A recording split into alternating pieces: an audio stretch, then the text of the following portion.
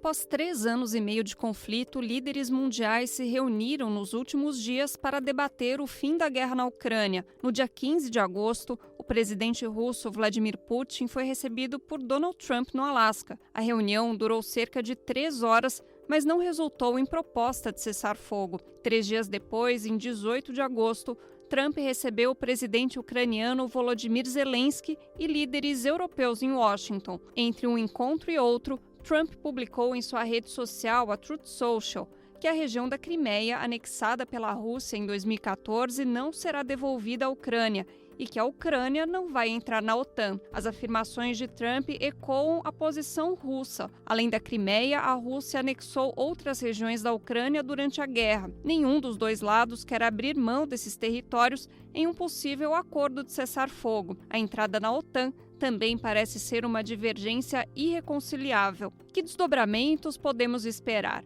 Rússia e Ucrânia podem concordar com algumas concessões?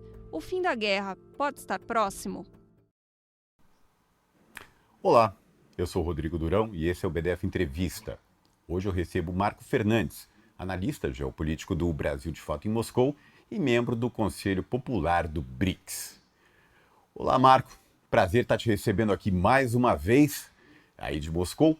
E eu já começo te perguntando, se caso essa reunião de fato aconteça entre Trump, Putin e Zelensky, é razoável a gente esperar uma resolução, finalmente um final para essa guerra entre Rússia e Ucrânia que já dura 3 anos e meio? Salve, Durão. Salve, público do Brasil de Fato. Prazer estar aqui pela primeira vez no BDF Entrevista e pela primeira vez aqui falando de Moscou com vocês, já assentado aqui em Moscou. Durão, olha, eu acho que de sexta para cá, o tom da reunião foi um tom mais otimista, né? A gente passou o final de semana vendo as análises, uma boa vontade do Trump, do Putin. Teve, enfim, várias histórias, anedotas, né, que aconteceram aí também em torno da reunião, como, por exemplo, o Lavrov chegando, né, com um suéter da União Soviética. Aliás, só fazer um parênteses, de quem está aqui, né, no dia a dia agora, foi um fenômeno social essa chegada do Lavrov, porque esse suéter é uma marca meio famosinha, assim, marca meio chiquezinha. O suéter custa caro, acho que uns R$1.000, mas esgotou em todas as lojas, esgotou online, um monte de gente querendo comprar o suéter da União Soviética, né, com o SSSR, né, CCCP, e agora o suéter leva 2 meses, quem quiser comprar hoje vai esperar 2 meses para receber em casa. Acho que isso também se dá um pouquinho o tom de como a sociedade está mobilizada, né, para essas negociações. Depois a gente pode falar um pouquinho mais sobre isso. Agora, de fato, acho que segunda-feira, a reunião lá na Casa Branca, com o Zelensky, com os líderes europeus, eu acho que a gente começou a ver algumas complicações. E acho que essas complicações se devem, em grande parte, pela União Europeia, né, pela atitude da Europa, que continua insistindo numa guerra que já está perdida, né, numa guerra que está devastando a economia europeia, né? Os índices de popularidade dos líderes europeus que estavam na Casa Branca são risíveis. Eu não sei se você chegou a ver esse dado, mas assim, quem está melhor ali de quem estava na reunião era a Meloni, com 42% de popularidade. Se eu não me engano, acho que o Merz está com 24%, está todo mundo ali entre 25% e 30% e pouco, né? O Macron, o Starmer da Inglaterra, do Reino Unido. Ou seja, estamos falando de políticos fracassados, que não têm respaldo popular, que estão levando as economias dos seus países literalmente para o brejo e continuam insistindo numa guerra que já está perdida, com um gasto que já foi mais de 300 bilhões de dólares, pelo menos, que isso é o que tem reportado. E é isso, a gente não dá mais para entender muito, quer dizer, dá para entender, podemos falar sobre isso mais daqui a pouco. Agora, de fato, tem alguns impasses, né? Primeiro tem essa questão das garantias de segurança que a Ucrânia exige e que levantou-se, então, uma proposta do lado europeu de que a Ucrânia pudesse ser aplicado à Ucrânia o famoso artigo 5 da OTAN. O que, na prática, é colocar a Ucrânia dentro da OTAN, que é tudo que a Rússia já falou que de jeito nenhum vai aceitar. Exatamente. Ou seja, o artigo 5º, o país é atacado, os outros países têm que reagir. Então isso é uma das coisas que a Rússia já disse que não vai topar. Tem toda a discussão sobre as tropas, né, que seriam as mantenedoras de paz, né, os peacekeepers, que a Rússia também já falou que não vai aceitar as tropas da OTAN, e as garantias teriam que ser dadas também pela Rússia e também pela China. Então, a Rússia também trazendo a China, sua grande parceira, né, de uma parceria sem limites, e parceira também de Conselho de Segurança da ONU, que, aliás, eu acho que é mais do que legítimo que a China participe, né, pela sua posição no Conselho de Segurança da ONU, mas isso é mais uma coisa que tá agora meio engasgada. E, por fim, a questão dos territórios, né? Isso vai ser um outro grande impasse. A gente não sabe, não tem assim, né, divulgação dos detalhes das negociações. Já foi dito, então, né, que a Crimeia não volta para a Ucrânia de jeito nenhum, o que também é algo que já está consolidado há 11 anos. Aliás, o povo da Crimeia votou para fazer parte. Vamos lembrar disso, né? Porque a imprensa ocidental sempre começa, inclusive a brasileira, sempre começa a Crimeia, que foi anexada pela Rússia, ou que foi invadida ou tomada pela Rússia. Não, o povo da Crimeia votou para fazer parte da Federação Russa. Acho que pouca gente no Brasil sabe, a população de ucranianos na Crimeia, se eu não me engano, ali é no máximo 20%. A maioria absoluta, 60% da população, é de origem russa. Tem os tártaros, né, que são aí povos antigos, descendentes dos mongóis, e que habitaram essa região e controlaram essa região há muitos séculos atrás, mas é uma região russa, né? Então, acho que isso vai dar problema. E, afinal de contas, o que vai acontecer com as 4 regiões do leste da Ucrânia, né? Ao que tudo indica, Donetsk e Lugansk, também a Rússia não abre mão, e aí vai ficar essa discussão o que fazer com Kherson e Zaporíжia, que inclusive são territórios que a Rússia não tem total controle, ou não tem um controle tão amplo como tem nas 2 primeiras. Então, acho que isso tudo agora não ficou claro. Desde segunda-feira, desde anteontem, na reunião na Casa Branca, parece que agora tem alguns impasses para ser resolvidos nos próximos dias. E essa questão dos impasses, ela é crucial, porque, por um lado, a Ucrânia quer o cessar-fogo primeiro, antes de negociar esses impasses, e o Trump não. O Putin, a posição dele, da Rússia, é primeiro vamos negociar esses impasses, depois a gente chega num cessar-fogo, numa trégua. Você acha que essas duas posições são irreconciliáveis ou dá para chegar num acordo?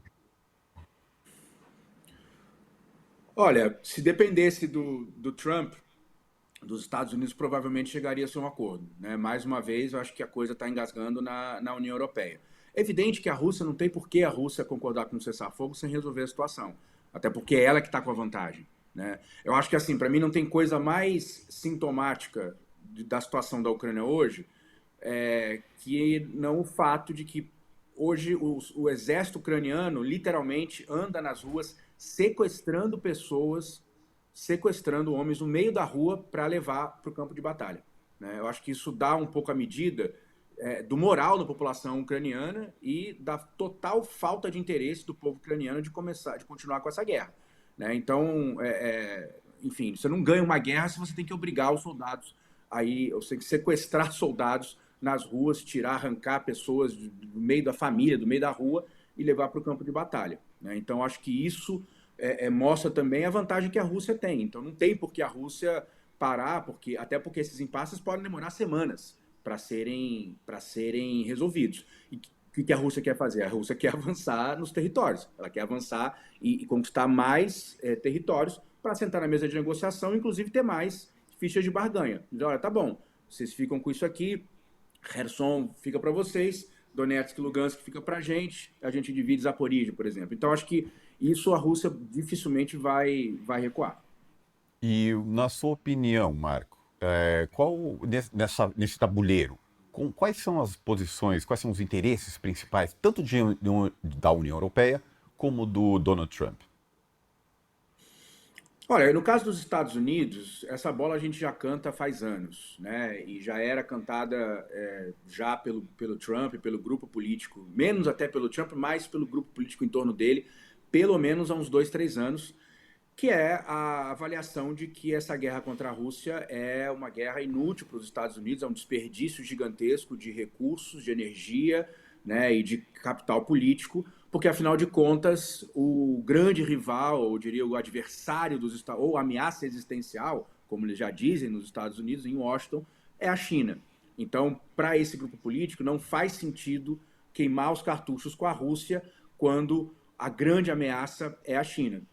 Esse teria sido o equívoco do Biden, dos neocons, né, anteriores ao Trump, que inclusive alguns deles manifestavam essa fantasia meio louca de querer fazer a guerra com os dois ao mesmo tempo, né, tanto com a Rússia quanto com a China ao mesmo tempo, que é absolutamente inviável, obviamente. Mas então eu acho que é isso, acho que para o Trump o interesse é esse.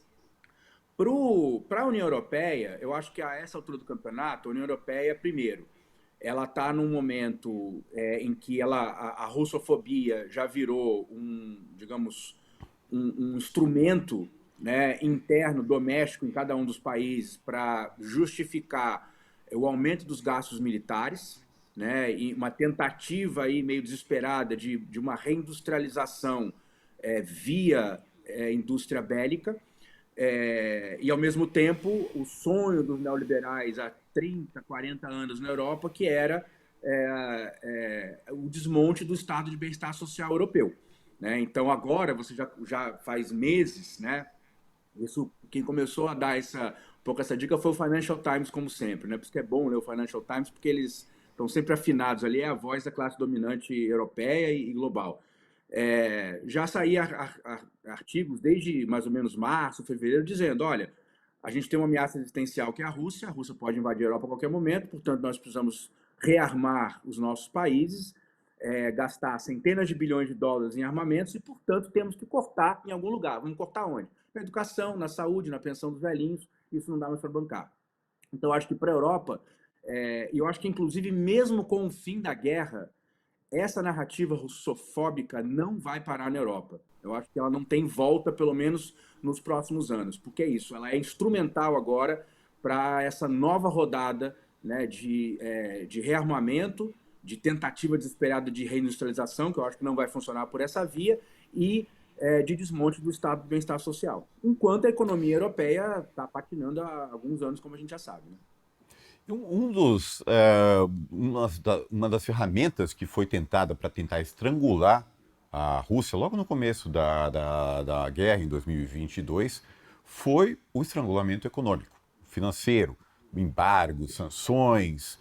Tentaram fechar os caminhos para a Rússia, que não funcionou bem. A Rússia descobriu outros caminhos, estreitou suas relações tanto com China como outros países do BRICS, a Índia, que já era um grande parceiro, e o próprio Brasil.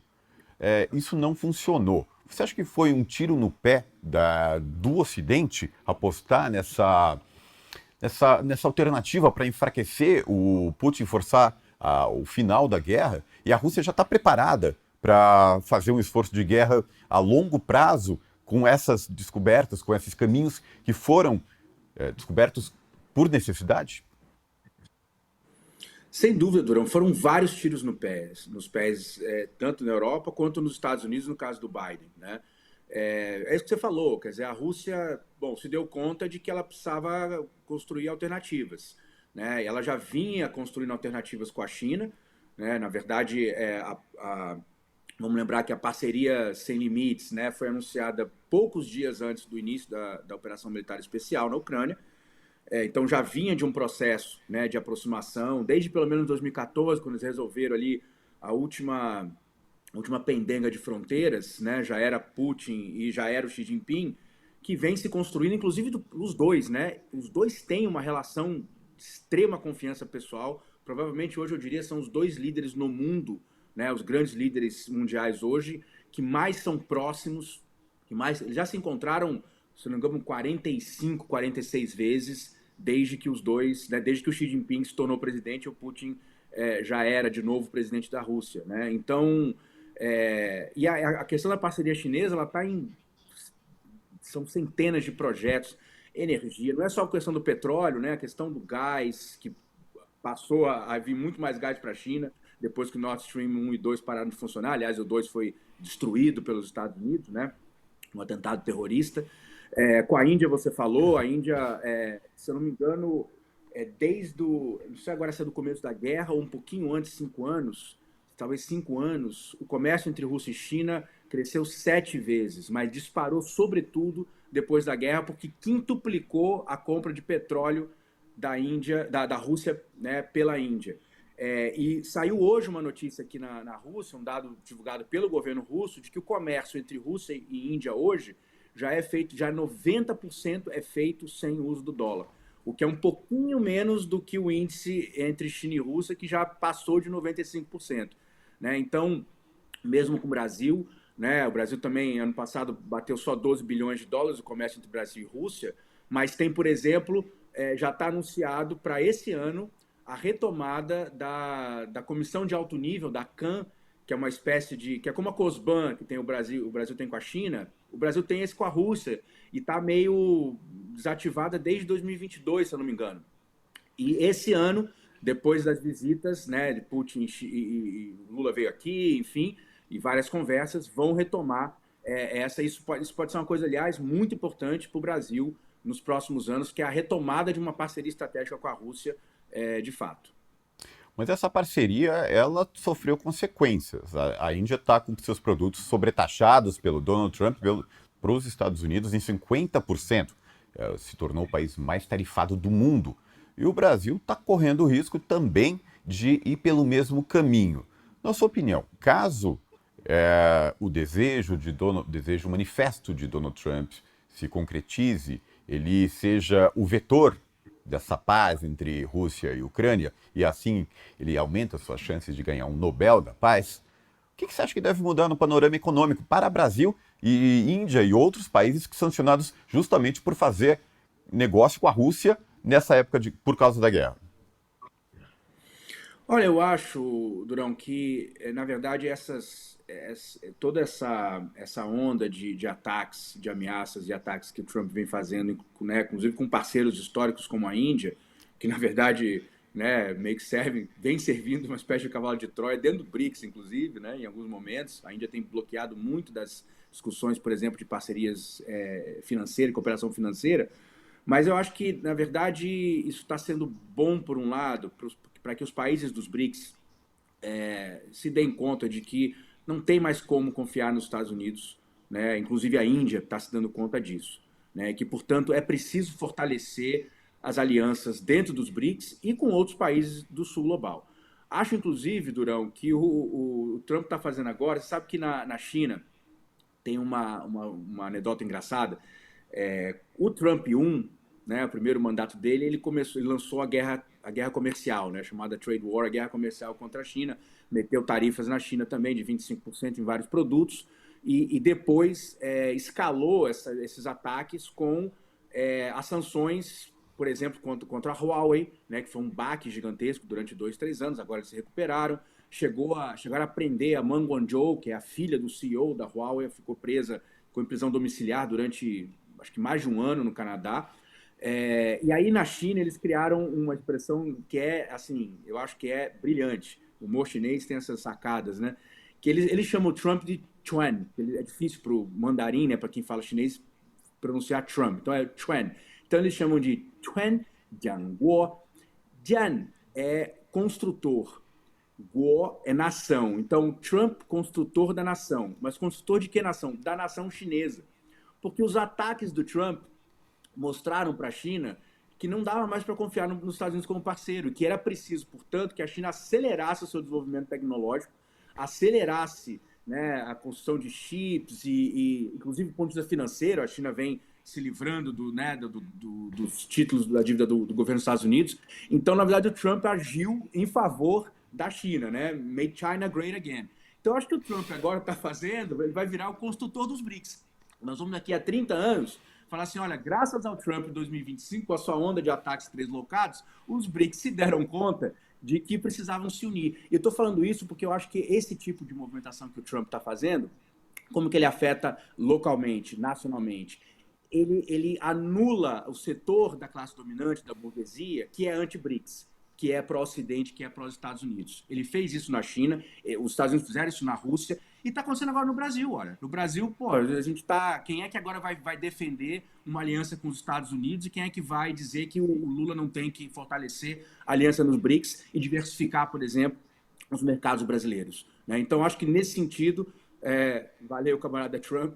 O BRICS agradece e eu acho que esse impulso de unidade, eu acho que ele não volta mais atrás, nem com a resolução da guerra da Ucrânia, porque os países sabem que o Trump e os Estados Unidos podem mudar de ideia a qualquer momento.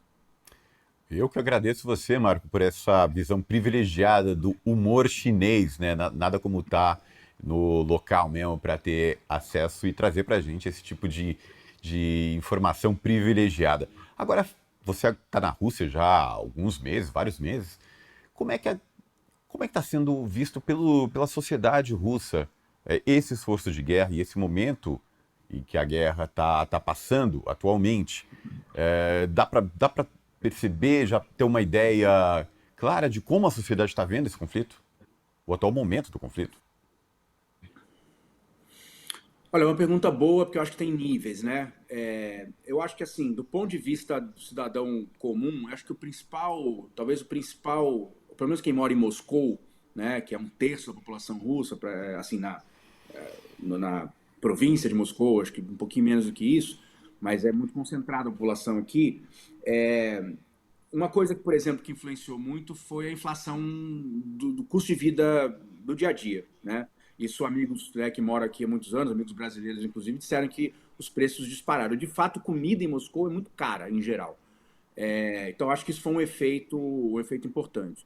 Claro, do ponto de vista da guerra, tem um efeito que, aliás, é curioso, né? A gente aqui em Moscou, a gente praticamente não conta mais com navegador. Que aqui não é nem o GPS, né? Eles têm um navegador próprio deles, esqueci agora o nome, mas é russo. Só que por conta do sistema de defesa anti-drones, né, eles têm que confundir os navegadores, né, o tempo inteiro.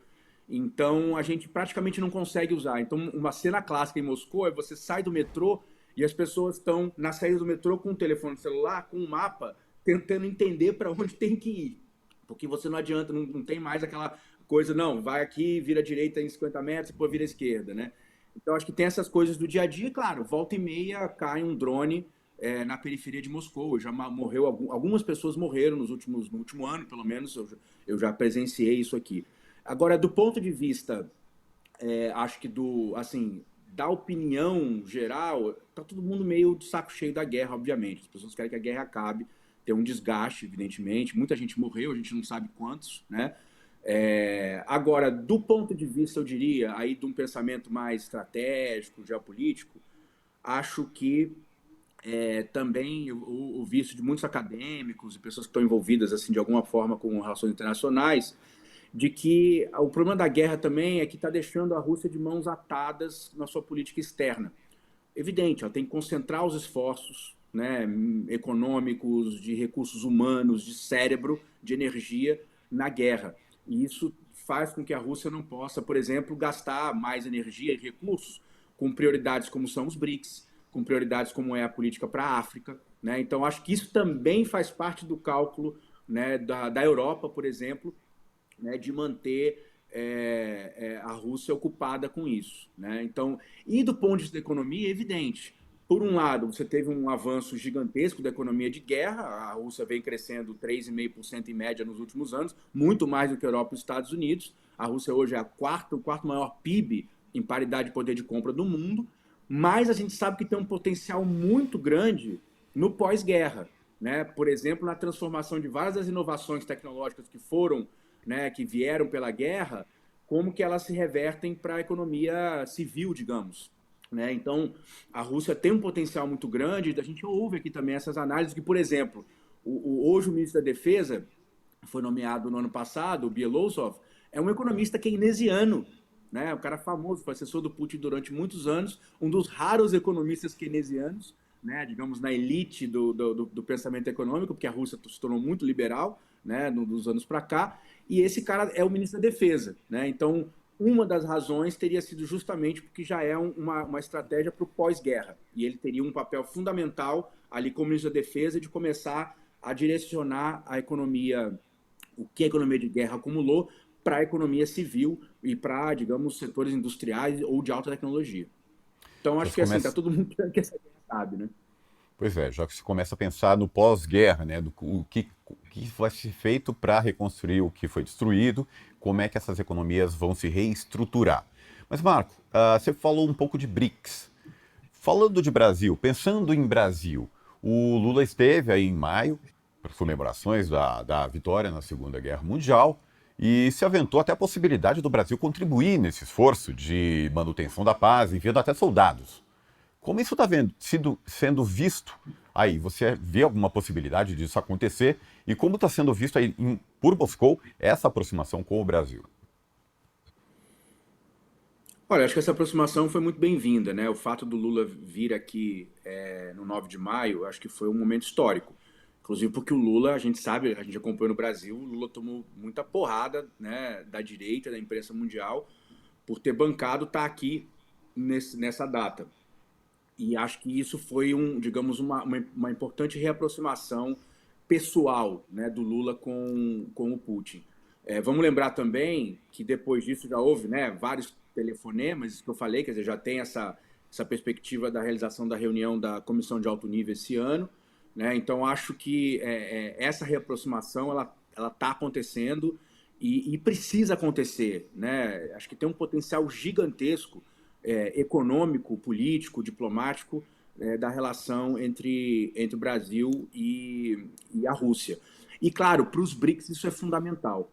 E aí vou te contar uma história, Durão, contar aqui para os espectadores, aí já na pegada jornalista, né? Não pode falar contar o milagre, mas não conto o santo, né? Não vou contar a fonte e nem dar detalhes. Mas aqui em maio tinham vários líderes aqui importantes do Sul Global, né? Que vieram para cá.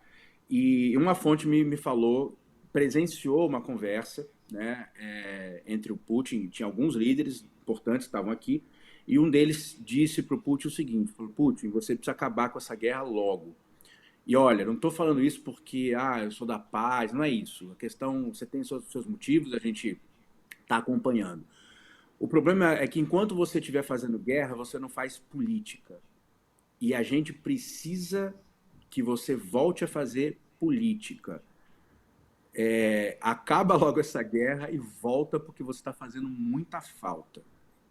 Eu acho que essa conversa é uma conversa que eu tenho certeza que deve estar meio que difundida, né, entre vários interlocutores do Putin nos últimos meses, e que, de fato, aquilo que eu falei, né, que confirma aquela avaliação de acadêmicos, ou enfim, de figuras aqui relacionadas à política externa russa, que eu conversei nos últimos meses, que também disseram a mesma coisa, que a Rússia precisa voltar digamos, a quinta marcha na política internacional, e a gente sabe, né, nesse ponto de vista, os russos eles têm uma característica que acho que é histórica e tem muito a ver com a herança soviética, que é uma coisa, né, os russos estão meio que sempre na vanguarda, né? Você pega hoje os BRICS, as melhores propostas mais ousadas do ponto de vista financeiro, todas estão vindo da Rússia, né? Desde a bolsa de grãos, a resseguradora, a gente já falou sobre isso no estrangeiro, inclusive, né? A resseguradora dos BRICS, né? Ou propostas. Eu conheci um cara um dia desse aí no Brasil, inclusive, um seminário do Ministério da Fazenda,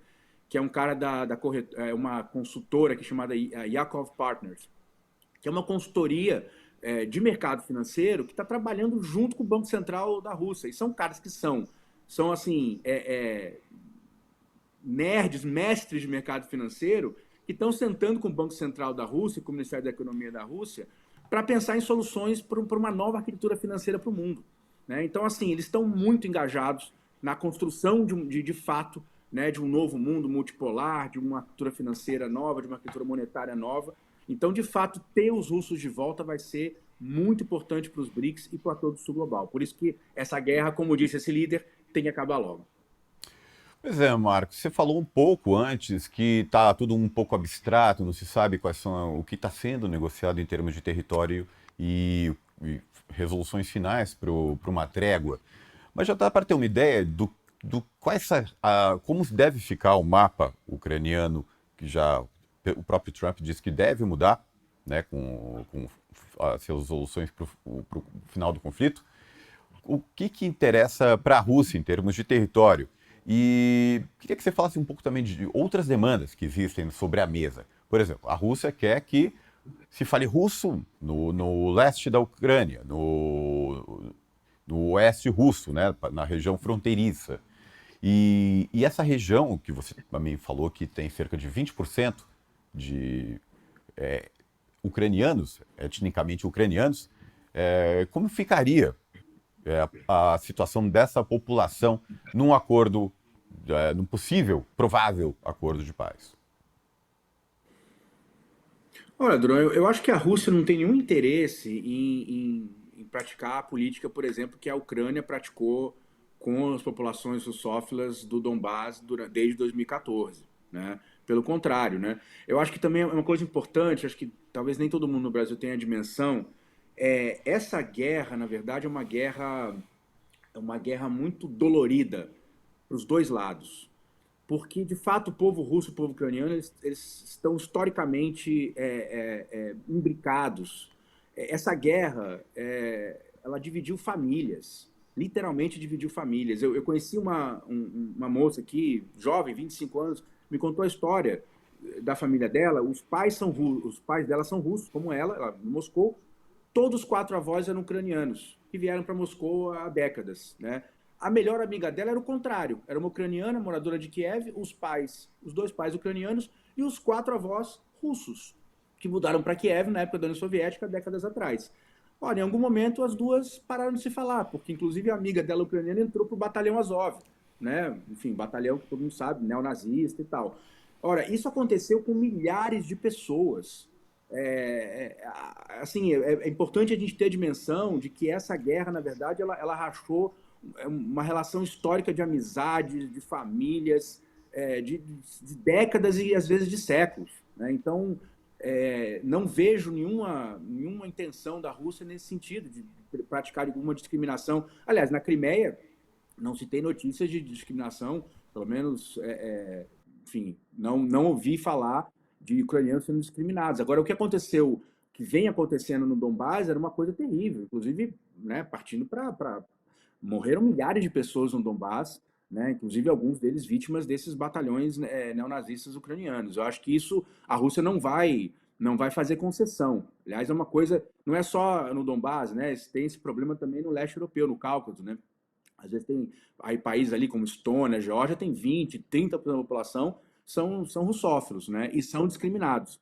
Então isso é uma questão que vai ser um problema para os próximos anos, e não vai ser fácil de resolver. A situação do Zelensky. O Zelensky, o mandato dele presidencial já acabou. O final da guerra significaria a necessidade de serem feitas novas eleições presidenciais na Ucrânia. E isso também significaria o início de uma nova guerra, Guerra Fria, guerra por proximidade, né? Tanto o Ocidente como a Rússia investindo em candidatos para tentar aumentar sua influência no território ucraniano. Já se pensa nesse cenário? A Rússia tem interesses nisso? Já se ventila nomes que poderiam ocupar esse papel, inclusive dos dois lados, né? Um candidato pró-europeu e um candidato pró-russo. E aproveitando já, como fica esse negócio de neonazismo na Ucrânia? E, é uma força considerável na política interna do país, ou como alegou o Putin, né, para uma das razões para entrar no conflito foi esse avanço neonazista. Isso é significativo ainda hoje na política interna da Ucrânia? É muito significativo, Durão. É muito significativo. Não só grupos paramilitares, como o Batalhão Azov, que na verdade foi incorporado oficialmente, né, às Forças Armadas da Ucrânia, mas vamos lembrar, eu acho até que nós comentamos isso também no estrangeiro na época em maio, lá na semana do Dia da Vitória. Foi feito, por exemplo, um levantamento por um site de notícias de Nova York, chamado Forward, que inclusive é de origem da comunidade judia do século XIX, enfim, é um site bem antigo. Fizeram um levantamento sobre monumentos, ruas, enfim, nomes, né, homenagens públicas a nazistas. Fizeram isso no mundo inteiro. E descobriram mais de 1.500 de itens, né, pode ser uma estátua, pode ser uma rua, pode ser uma estação de trem, com o nome de nazistas. Desses 1.500, de longe, o país onde mais tem homenagens a nazistas é a Ucrânia, com cerca de 420 Sobretudo, a maioria deles, ou a maior parte, né, o campeão é o Stepan Bandeira, que é uma liderança, enfim, ucraniana, nazista, da época da Segunda Guerra Mundial, que todo mundo sabe, e que se tornou uma febre na sociedade ucraniana. Então, assim, quando a Rússia fala que é preciso desnazificar a Ucrânia, isso não é propaganda de guerra, não é retórica. Isso é verdade. Isso é uma cultura política que se instaurou na Ucrânia e que não é só o Azov, não é só o Zelensky, é muito mais do que isso. Então, isso vai ser um problema, isso é uma coisa que é preciso combater, evidentemente. Né? Agora, em relação às eleições, eu acho que ainda está muito nebuloso. Né? Primeiro que, enfim, a gente não sabe quando é que vai resolver, como é que o Zelensky, na verdade, Durão, eu vou ser bem sincero, assim, eles estão discutindo as garantias de segurança da Ucrânia. Eu imagino que nos bastidores o Zelensky está discutindo as garantias de segurança dele, porque ele vai correr um risco muito sério. Um momento em que essa guerra se resolver, primeiro que ele é um cara que sabe muito podre de muita gente poderosa do Ocidente. Então, evidentemente que ele tem, né, enfim, ele tem uma boca e um arquivo que são perigosos, né? Por outro lado, já se tem rumores na mídia ocidental de que já há um candidato sendo preparado, que é o Zaluzhny, né? Que é um cara, enfim, tido como MI6, porque ele está lá em Londres sendo, né, sendo preparado para ser um possível sucessor do Zelensky, e a gente não sabe onde o Zelensky pode parar depois que essa guerra for resolvida. Né? Agora, é evidente, essas eleições vão ser eleições, vai ser pega para capar, você tem toda a razão. Como aliás, foram em 14, né, já como foram antes, as eleições, acho que se não me engano, de 8 ou 9, que foi a eleição anterior a 14, que também foi pancadaria. E, infelizmente, Durão, só para finalizar, essa questão da Ucrânia com a Rússia, isso é uma questão tão estratégica para os Estados Unidos, não é de hoje. Isso tá, se a gente volta lá no Brzezinski, né, que foi um dos grandes cérebros da política externa, é o Kissinger e o Brzezinski, que são os dois pilares da política externa dos Estados Unidos das últimas 5 décadas, pelo menos, né? O Brzezinski, no Grande Tabuleiro de Xadrez, que é o clássico dele de 97, 98, ele deixa isso bem claro. Ele falou assim, olha, a coisa mais importante para a gente em relação à política da Rússia é criar uma cisão entre Rússia e Ucrânia. Eles não podem ficar juntos. Isso é contra o interesse da segurança nacional dos Estados Unidos.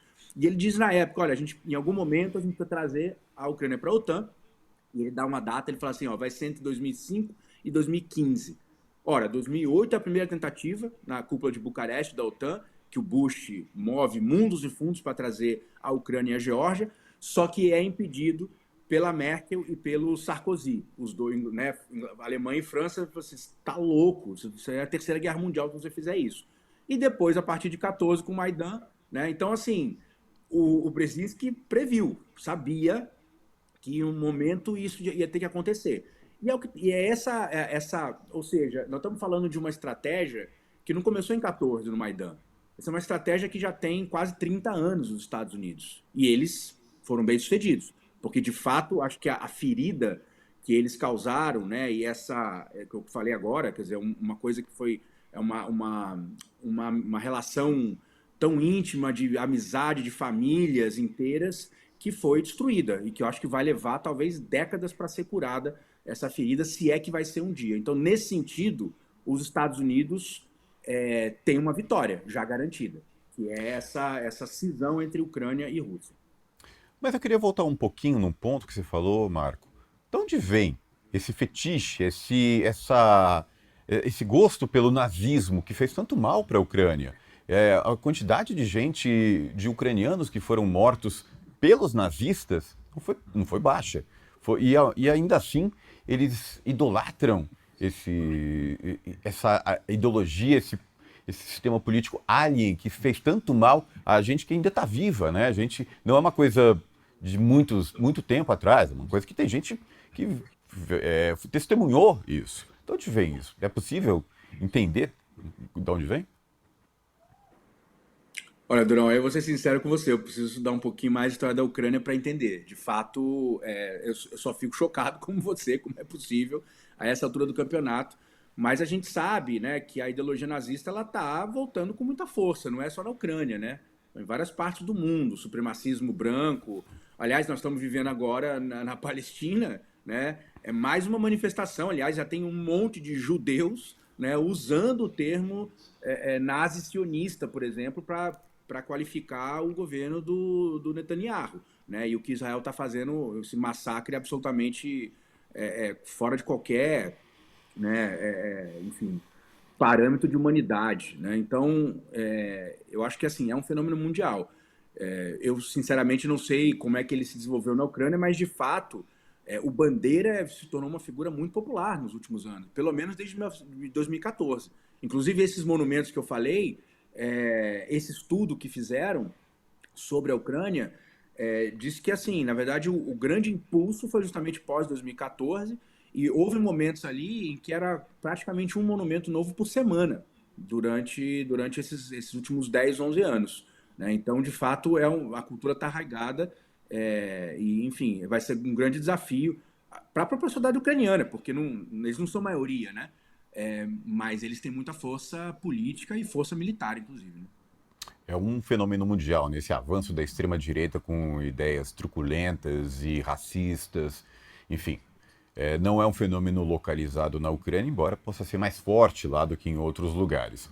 Mas, Marco, outra ponta solta que essa guerra proporcionou, gerou, foi o mandato de prisão contra o Vladimir Putin, que foi emitido pelo Tribunal Penal Internacional, com base numa acusação de que o Putin seria responsável por um esquema de tráfico de crianças ucranianas para a Rússia. Essa questão, ela está na mesa de negociações também, o cancelamento desse mandato de prisão contra o líder russo? Olha, eu vi alguns rumores, alguns comentários, inclusive vindo até da Europa, né? Acho que a Ursula von der Leyen levou essa questão de que, enfim, isso não pode ser esquecido, o Putin tem que ser condenado por causa disso, etc, etc. Imagino que esteja, porque eu acho que é isso, né? Vai ser uma das coisas fundamentais, quer dizer, o Putin precisa poder, para voltar a fazer política externa, ele vai precisar viajar de novo.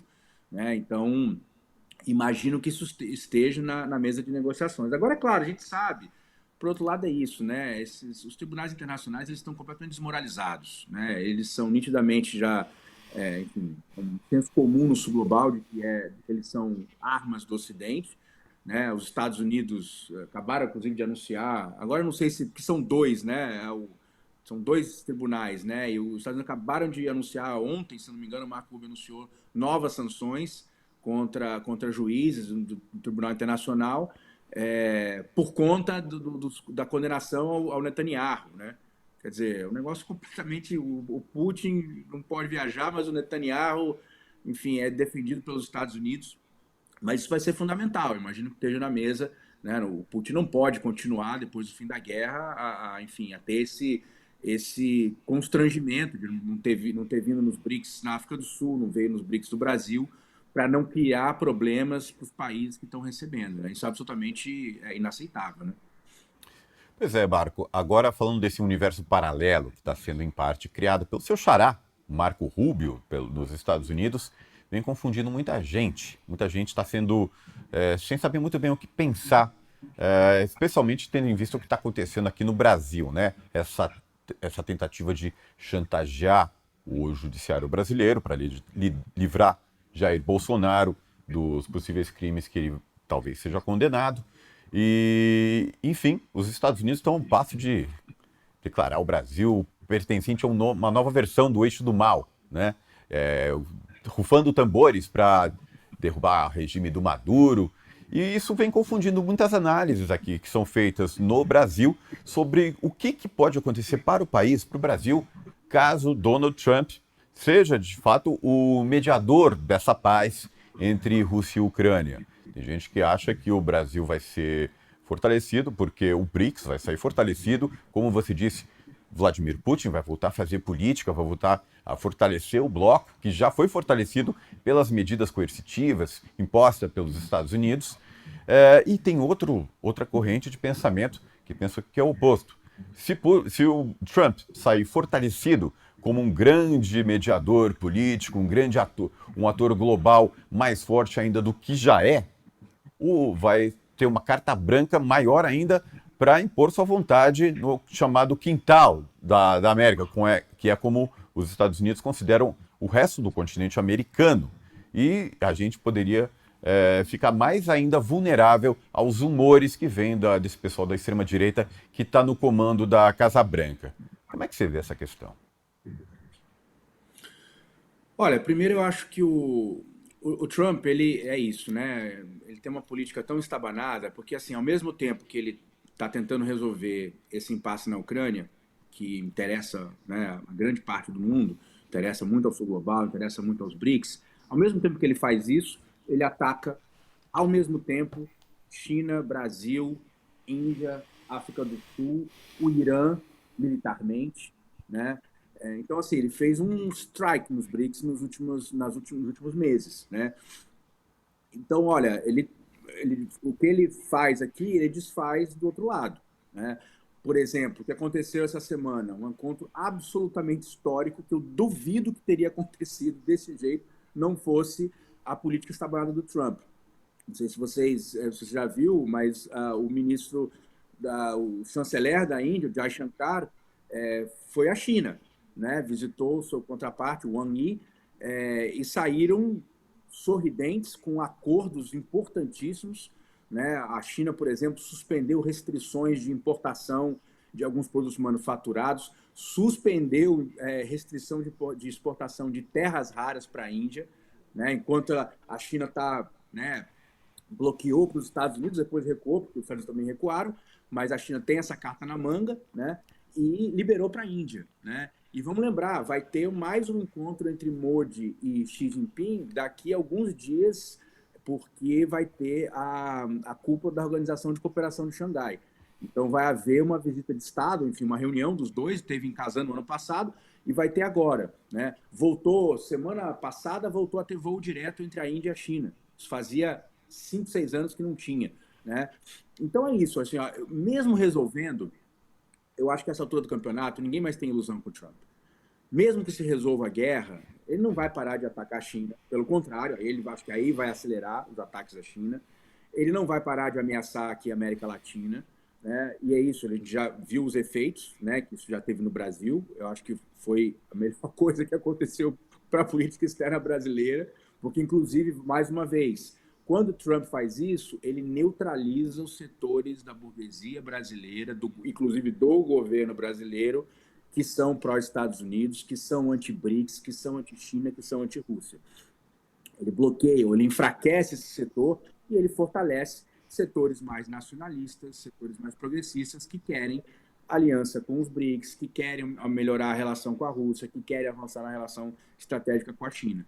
Então, nesse sentido, eu acho que o Trump não vai parar de fazer essas pataquadas, não vai deixar de ser o Tianjin War, não vai, ele vai continuar a ser o construtor das nações dos outros países do sul global, né? E eu acho que isso não tem mais volta. Eu acho que, por exemplo, qual que é um dos grandes problemas dos BRICS hoje? É a tensão entre China e Índia. A gente sabe disso. Isso bloqueia um monte de coisas nos bastidores. Ora, eles estão resolvendo o problema. A gente pode chegar ano que vem na cúpula dos BRICS na Índia, né, com um BRICS com outro panorama. O Brasil mais próximo da Rússia, a Índia próxima da China, né, a Índia e a Rússia ainda mais parceiras, o Brasil também com a Índia, porque lembra, né, tivemos também uma visita de Estado do Modi depois dos BRICS. E aí tem uma equação que a gente acha que ainda entende pouco no Brasil, e eu acho que a gente vai precisar entender um pouco melhor, Durão, que eu acho que nós temos uma possibilidade estratégica de novas alianças com países da ASEAN, com países do Sudeste Asiático. E eu acho que o presidente Lula já sacou isso. Não é à toa que o Lula vai visitar a Indonésia, vai ser uma visita de Estado, vai ser a primeira visita de Estado do Lula, porque ele teve lá em 2008, mas foi uma chamada visita de trabalho, foi uma coisa a menos. Ele vai à Indonésia e logo depois, ele vai para a cúpula da ASEAN, como convidado especial, né? E aí também posso te falar também de fontes internas do governo brasileiro de que parece que o Lula e o Subianto estão se dando muito bem. E que o Subianto, inclusive, teria dito para o Lula, nessa visita, que teve uma visita de Estado da Indonésia também, né? Acabou o BRICS, teve Modi no dia 8 e Subianto da Indonésia no dia 9. E o Subianto virou para o Lula uma hora e falou assim: olha, nós estamos acompanhando as políticas sociais de vocês há muitos anos. E estamos fazendo coisas, e vamos fazer coisas inspiradas no Bolsa Família e no Minha Casa Minha Vida, por exemplo. Então, assim, parece que rolou ali bateu o santo, rolou um match ali do Lula com o Subianto. E, gente, nós estamos falando da Indonésia, que é a 8ª maior economia do mundo, que está pau a pau com o Brasil, na verdade, que tem um potencial gigantesco industrial, tem um potencial gigantesco de mineração, e é uma das economias que o FMI tem uma previsão para 2030, se eu não me engano, a Indonésia pode se tornar a 5ª maior economia do mundo.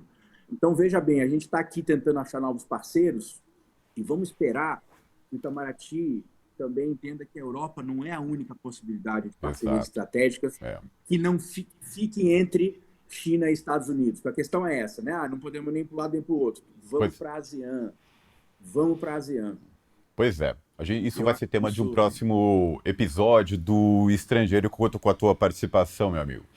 Marco, muito obrigado pela tua participação aqui no BDF Entrevista. E é sempre um prazer falar com você. E esse foi o BDF Entrevista.